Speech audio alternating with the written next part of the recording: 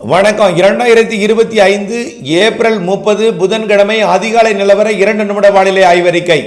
அதிகாரப்பூர்வ வானிலை அறிக்கைக்கு இந்திய வானிலை ஆராய்ச்சித்துறை அறிக்கையை பார்க்கவும். நேற்றைக்கு தென் மாவட்டங்கள்லையும் டெல்டா மாவட்டங்கள்லையும் ஆங்காங்கே மழை பொழிந்த நிலையில் வடவுள் மாவட்டங்கள், வடகடலோரம் மற்றும் கர்நாடக எல்லையோர மாவட்டங்களை எதிர்பார்த்த மழைப்பொழிவு சற்று பின்னடைவு இருந்தாலும் மழைப்பொழிவு விலகவில்லை. நேற்று போல் இன்றைக்கும் சற்று தீவிரம் குறைந்திருந்தாலும் தென் மாவட்டங்களில் ஆங்காங்கே நல்ல மழைப்பொழிவை கொடுக்கும். கன்னியாகுமரி மாவட்டம் அருமனையில் நேற்றைக்கு 11 சென்டிமீட்டர் மழை பொழிந்திருக்கிறது. அதேபோல் தென் மாவட்டங்களில் திருச்சுழி, கடம்பூர் மற்றும் பாம்பன் போன்ற பகுதிகளில் நல்ல மழைப்பொழிவு பொழிந்திருக்கிறது. இன்றைக்கும் சற்று தீவிரம் குறைந்திருந்தாலும் பெய்யும் இடத்தில் சற்று வலுத்த மழைப்பொழிவு இருக்கும். 2ஆம் தேதியிலிருந்து மழைப்பொழிவு கண்டிப்பாக தீவிரமடையும்.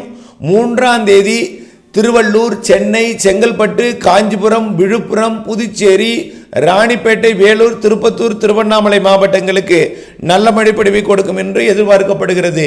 4ஆம் தேதி டெல்டா மாவட்டங்களுக்கும் அனைத்து வடவுள் மாவட்ட பகுதிகளுக்கும் கர்நாடக, கேரள எல்லையோர தென் மாவட்டங்களுக்கும் நல்ல மழைப்பொழிவு தெரிகிறது.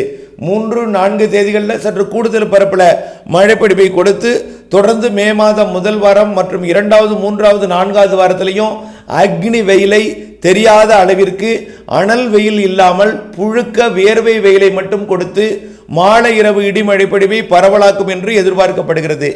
கண்டிப்பாக வரக்கூடிய சனி மற்றும் ஞாயிற்றுக்கிழமை 3 மற்றும் 4ஆம் தேதி வடகடலோரம் மற்றும் டெல்டா மாவட்டங்கள் உட்பட பெரும்பாலான மாவட்டங்கள் நல்ல மழைப்பொழிவு தெரிகிறது என்பதை நினைவில் கொண்டு அறுவடை விவசாயிகள் விரைந்த அறுவடையை முடித்திடவும் விரிவான வானிலை அறிக்கையை பார்த்து திட்டமிட்ட வேளாண்மை செய்திடவும் அன்போடு கேட்டுக்கொள்கிறேன்.